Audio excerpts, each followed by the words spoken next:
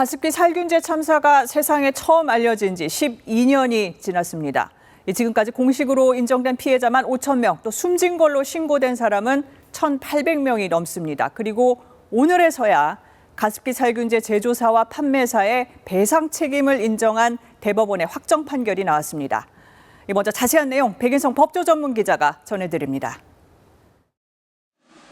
2007년부터 옥시의 가습기 살균제를 써온 김옥분 씨. 2010년 간질성 폐 질환 진단을 받았습니다. 약을 여러 군데서 거의 한 달을 먹었는데도 기침이 멎지를 않더라고요. 기침을 하면 막 피냄새가 막 올라오고. 김 씨의 피해 등급은 4단계 중 3단계. 가습기 살균제에 영향을 배제할 수는 없지만 이로 인한 폐 질환 가능성은 작다고 분류된 등급입니다. 그러자 옥시는 김 씨에 대한 보상을 거부했습니다. The compensation plan will focus on Oxy HS product users in category 1 and category 2. 이에 김 씨는 옥시와 납품업체를 상대로 3천만 원의 위자료 청구 소송을 냈습니다. 1심 결론은 패소, 2심은 옥시가 500만 원을 지급하라며 김 씨의 손을 들었습니다. 옥시의 가습기 살균제가 유해 성분을 사용해 설계상 결함이 있고 그러면서도 인체에 안전하다는 문구를 표시한 건 표시상 결함으로 인정된다는 취지에서입니다. 그리고 대법원도 같은 결론을 내렸습니다. 김 씨가 소송을 낸 지 9년, 가습기 살균제 참사 12년 만에 제조 판매업자의 배상 책임이 최종 인정된 겁니다. 피해자들과 관련 단체는 환영했지만 배상 액수에 대해선 아쉬움을 나타냈습니다.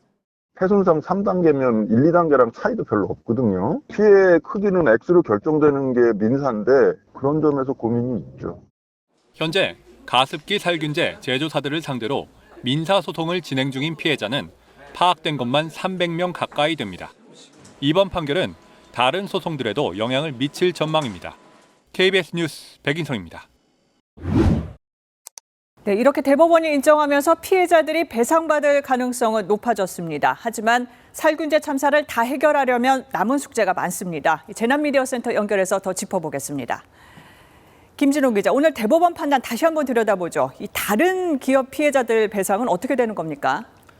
2020년 특별법 시행 전 정부는 피해 인과 정도에 따라 피해자를 이렇게 4단계로 분류를 했는데요. 인과성이 인정이 된 위에 있는 1, 2단계 피해자들은 옥시 등 가해 기업들로부터 소송을 거치지 않고 합의금을 받았습니다. 그런데 정부가 인과성이 작다라고 판정한 이 3, 4단계 피해자들은 배상을 받지 못했습니다. 3, 4단계 피해자만 5천 명이 넘었습니다. 특별법이 시행이 되면서 이제는 피해 단계와 상관없이 병원비 등 일부 비용이 이분들에게도 지원이 되고 있지만 기업으로부터 추가로 배상받을 길이 열린 겁니다. 다만 이번 판결은 옥시에 대해서 배상 책임을 확정한 건데요. 전체 피해자의 절반가량이 옥시 제품을 썼지만 피해자 3분의 1가량은 여기 보이는 SK케미칼과 애경 등의 제품을 썼습니다. 이 기업들은 아직도 그 형사적 책임이 확정되지 않았습니다. 그래서 이들에 대한 손해배상 책임 역시 아직까지 정해진 적이 없습니다.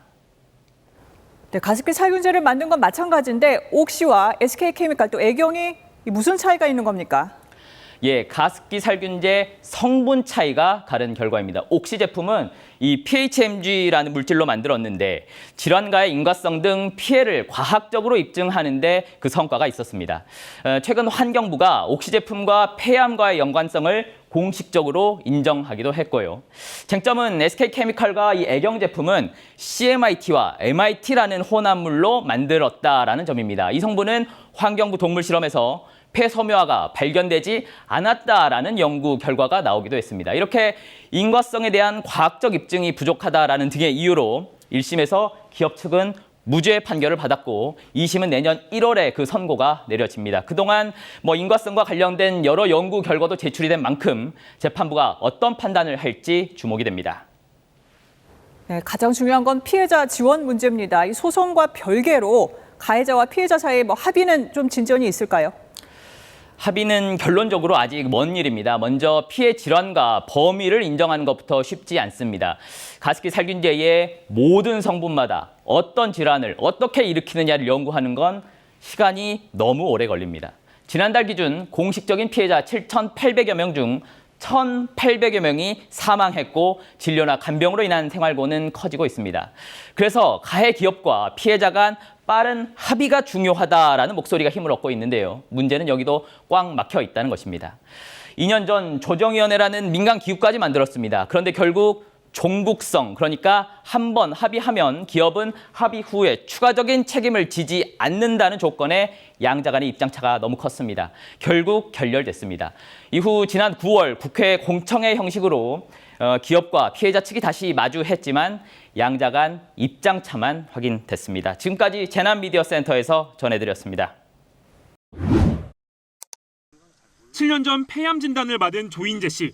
폐 일부를 절제한 뒤 지금은 요양 중입니다. 비흡연에 평소 건강했던 터라 폐암은 상상조차 못했습니다.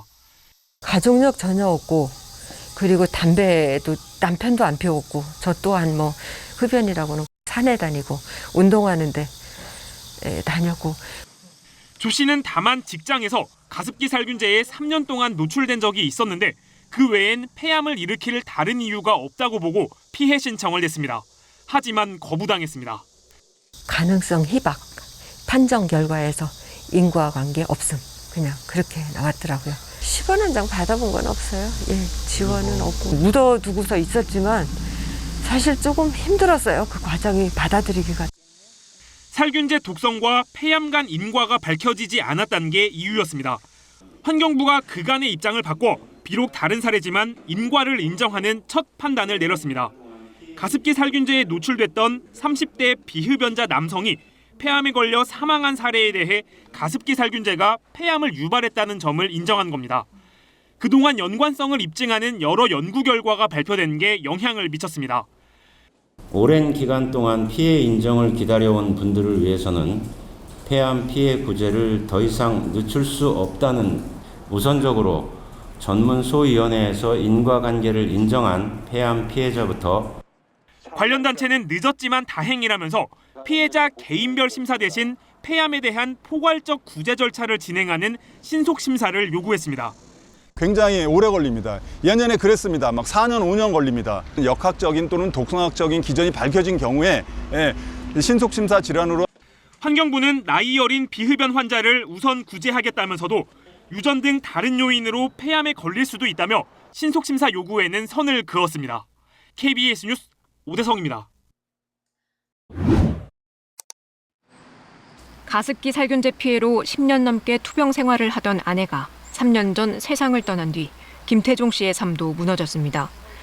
6년 전 특별법 제정으로 일부 지원을 받았지만 오랜 간병으로 궁핍해진 생활고를 감당하기엔 벅찹니다. 한 2억 넘게 들어갔을 겁니다. 친척들한테 손도 벌리고 또 교회에서 지원도 해주고 버티는 게 한계가 있잖아요. 집사람하고 저하고 신용불량자가 돼가지고. 가습기 살균제의 유해성이 처음 폭로된 건 2011년 8월 31일.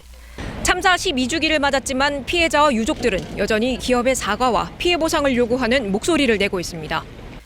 법적 책임 확정도, 피해 구제도 교착 상태인데 가해 기업과 피해자가 합의해야 할 핵심 중 하나는 이른바 종국성입니다.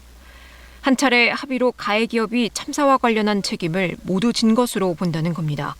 그러려면 법 개정이 필요한데 이를 위한 국회 차원의 공청회를 열어달라는 게 다수 피해자들의 요구입니다. 가해 기업과 피해자들의 합의에 의해 가습기 살균제 참사 피해 구제를 위한 조정위원회가 제시한 조정안을 옥시와 애경이 수용할 수 있는 법적 장치가 지금 필요하지 않나. 특히 공청회는 조정안을 거부했던 기업이 대화에 나서는 계기가 될 것으로 피해자 측은 기대하고 있습니다. 하지만 공청회는 지난 5월 예정됐다 무산된 뒤 언제 열릴지 불투명한 상황. 피해자들의 불안도 고통도 깊어지고 있습니다. KBS 뉴스 현예슬입니다.